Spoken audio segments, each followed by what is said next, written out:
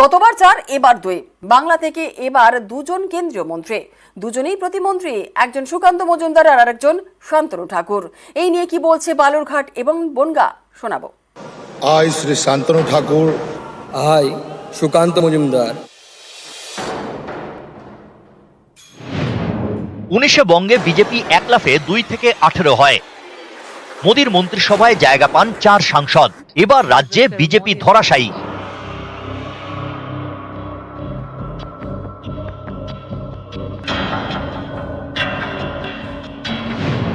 18 থেকে কমে 12।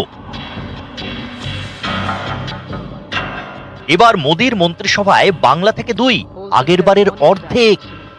বাংলাতে সিট কমে গেছে, আমাদের স্বাভাবিক। কেন্দ্রীয় নেতৃত্ব তো পুরস্কার তো আর দেবে না, যতটুকু পাওয়ার ততটুকুই দেবে।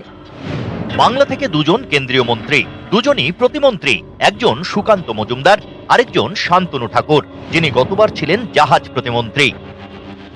শান্তনু ঠাকুর মন্ত্রী হওয়াতে আমাদের খুব আনন্দ পাইছি। গতবার 2.5 বছর ছিল যেটুকু উন্নতি করেছে তাতে আমরা দেখেছি ভালোই করেছে।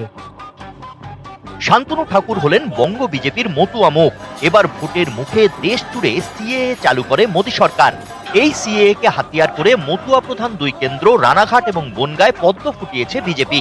এরপরেও মতুয়াদের একাংশ প্রশ্ন তুলছে, নাগরিকত্ব শান্তনু ঠাকুর কি দেবে? নাগরিকত্ব আমরা নিজেরা সবাই নাগরিক, আমরা ভোট দিই, আমাদের আধার কার্ড আছে, আমাদের সমস্ত কার্ড আছে। আবার নাগরিকত্ব দেওয়ার কি আছে? নাগরিকত্ব তো ভাওতা। আমরা যদি নাগরিক নাই হই তাহলে আমাদের ভোটে শান্তনু মন্ত্রী হয়েছে, তাহলে শান্তনু তো মন্ত্রীই থাকবে না।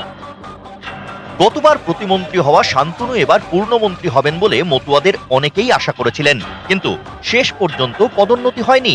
এতে মতুয়াদের অনেকের মনে ক্ষোভ তৈরি হয়েছে।